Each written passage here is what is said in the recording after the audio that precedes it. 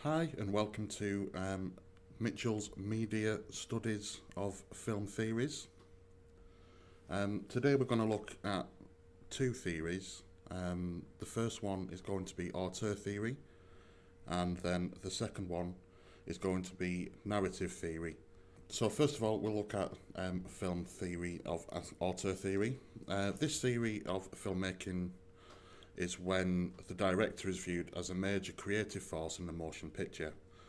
Arising in France in the late 1940s, the auteur theory, as it was dubbed by the American film critic Andrew Sarris, was an outgrowth of the cinematic theories of André Bazin and Alexandre Astruc. Examples of important key fundamental visual elements to auteur theory are such things like camera placement, blocking, lighting, and scene length. This is rather than just the plot line to convey the message of the film. These extra elements add to the cinema experience. Supporters of the auteur theory further contend that the most cinematically successful films will bear the unmistakable personal stamp of the director.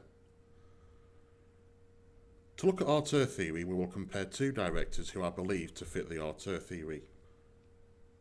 Guillermo del Toro is one of these who seem to fit the auteur theory. Del Toro uses similar actors throughout most of his films. Ron Perlman, for example, is one of these people.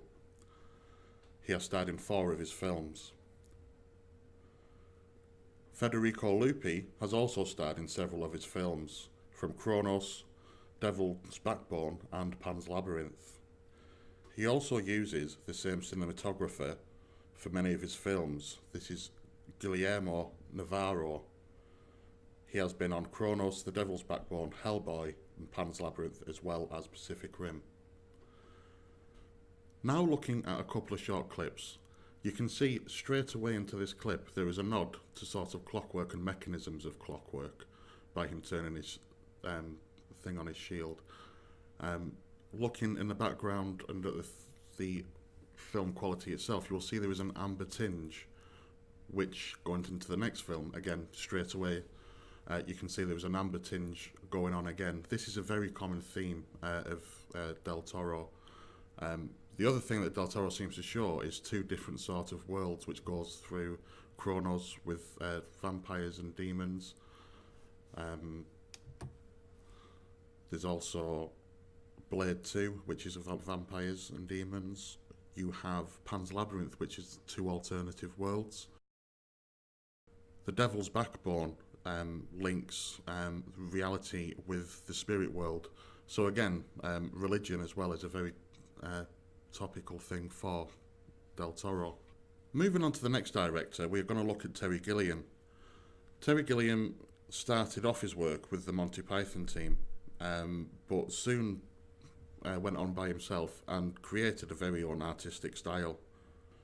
Again, looking at the same sort of people he works with, he has worked with Nicola Pecorini, who is his cinematographer, and he has worked with him on 4 films. He seems to keep the same music artist as well, which is Ray Cooper, who has been involved with several films from Time Bandits, which is one of his Terry's early by himself films, right through to Fear and Loathing in Las Vegas, including actually being involved in the short The Holy Family. Terry Gilliam in his early films often recast and used the Monty Python team. John Cleese was in Time Bandits, Michael Palin was also in Time Bandits, as well as Brazil, and Eric Idle was in the Baron Munchausen, as well as obviously early films of Monty Python. Robin Williams again was also in a couple of his films that he used. Dwarves seem to be a common theme that Terry Gilliam seems to pick up on. There's a couple of shots there where you see a whole film dedicated using dwarves, as well as every now and again just seeing glimpses of dwarves within his films. Fear and Love in Las Vegas there, for example, they're not actually part of a full cast, but they always seem to crop up. Other actors that Terry Gilliam has used commonly are Jeff Bridges, Heath Ledger, Matt Damon and Johnny Depp. all of which have been at least used twice in his films. Moving on next to his camera angles, Terry Gilliam likes to have the use of low camera angles as well as wide shots, which is a couple of examples here. Terry Gilliam also, in terms of themes, also likes to use fog or steam a lot throughout his films. Not only at times for when we are in an imagination of a person, but it can happen at other times as well. Mental health and the mind seem to be a big key factor for Terry Gilliam. An example there is 12 Monkeys, where they actually are in a mental asylum. But he also likes to convey mental health and the mind by using monsters and such of the like. Here we see knights on horseback fighting a monster there. Also a key theme seems to be the knight on horseback breaking through things. He also likes to break through a lot of things, Terry Gilliam. Masks are also a key theme for Terry Gilliam. There's a couple of shots there with people with masks on. And again, monsters, again showing that turmoil of the person's mind, of what they're actually possibly portraying everyone else to look like to them inside their mind. So that's a couple of examples of auteur theory, looking at two directors there. You could see clearly by just the two short clips from Del Toro of the orange tinge. It almost identifies him straight away, and you can almost say that's Del Toro. Terry Gilliam as well, his low angles and his wide shots, and his portrayal of monsters, and very crazy imagination that he has. You can see that his films sort of stand out as well very quickly. That's not to say that all our directors are auteurists, and it is only a theory. So we do need to be aware that it doesn't apply to everything. Moving on, we're going to look at narrative theory. I'm going to look at two basic narrative theories. There actually is quite a lot of narrative theories out there. The basics of narrative theory is the art of storytelling. It is an important part of our lives and something that we value highly. When we watch a film or TV or read, we are receiving narratives. The plot is what is present in the film and in the order of which we get it. So that can be a very big change depending on the director or how someone has wrote it. The story, however, is the things that happen in the narrative. The story also includes things that we can assume and happen which are not shown because it would be boring as part of the plot. For example, the plot of a thriller might include things in the wrong order. It might include flashbacks, for example, and yet we try and work out the solution. We can only use the evidence in the plot. We would feel cheated, for example, if parts of the story were suddenly revealed at the very end that we couldn't have possibly guessed. An example of this is the story of Pulp Fiction. If we actually put them into the right order, it would reveal the story of Pulp Fiction, not the plot. So we're going to look at two narrative theories quickly. We're going to look at props theory of narrative, as well as Todorov's theory of narrative. Now, prop has what he calls 8 character roles that move the story along. So these characters are the villain, the hero, the donor, the helper, the princess, her father, the dispatcher, and the false hero.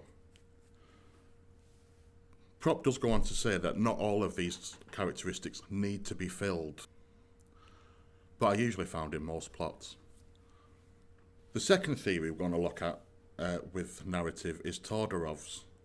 Todorov argues that the stories always start with an equilibrium, then they are disrupted by a problem to cause disequilibrium. Then there is a resolution stage before we establish a new equilibrium. we will now look at the films and talk about how this works. This is Star Wars: A New Hope. We will first run through props theory. So first of all, we have the villain, who is Darth Vader. Quite simple. Luke Skywalker is our hero. Obi-Wan Kenobi is the donor who gives him a special item for his journey. The helpers are not only Obi-Wan, but also Han Solo and Chewbacca, as well as the droids. The princess is obviously Princess Leia. In terms of her father, there isn't actually her father, because we know, if you've no spoilers there, but she's actually the rewarder at the end as well, so she actually rewards the heroes at the end. The dispatcher is also Obi-Wan Kenobi, who tells Luke that he has to go on a journey with him. There isn't actually a false hero in A New Hope. So looking at Todorov's theory of disruption and equilibrium, the first equilibrium is Luke Skywalker at his home with his auntie and uncle. Life is pretty dull, and he wants to try and change his life by going to the academy.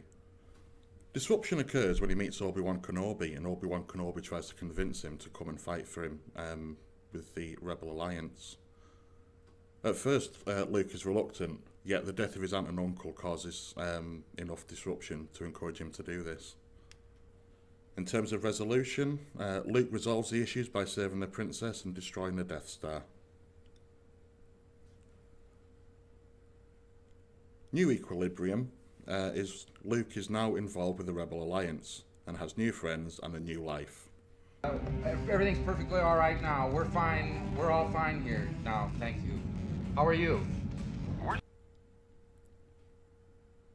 Looking again at props theory in a different film, we will look at Shrek. The villain in Shrek is Lord Farquaad. The hero obviously is Shrek. The donors are actually the fairy tale creatures who tell him how to find Lord Farquaad for him to start his journey. He hoofed and he puffed and he signed an eviction notice. The helper, although probably not a helper, is Donkey. The princess is Lord Farquaad again. Only joking, it's obviously Princess Fiona. Her father actually isn't in the film till the next film, so actually the reward is probably Lord Farquaad again giving him his land back, but also marrying Princess Fiona.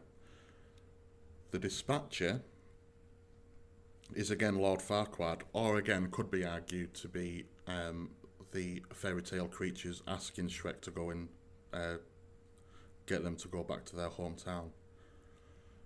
But definitely the false hero again is Lord Farquaad, as he claims he has achieved saving the princess and it wasn't Shrek. Again, looking at the Todorov theory, equilibrium, we start the film with Shrek being happy in his swamp. The disruption is the fairy tale creatures start arriving in his swamp, which leads him to go on an adventure. The resolution is when Shrek goes to Lord Farquaad and is sent on a quest to save the princess, and returns her to Lord Farquaad. Realising he loves her, he saves her again in the end. And the new equilibrium is Shrek and Fiona get married and live together grumpily ever after. So we've looked at two different theories there of the auteur theory and narrative theory, but using a couple of the examples of different narrative theories in there. And that should give you an idea of how these theories are put in to films. I hope you've enjoyed it. Join me next time. Thank you.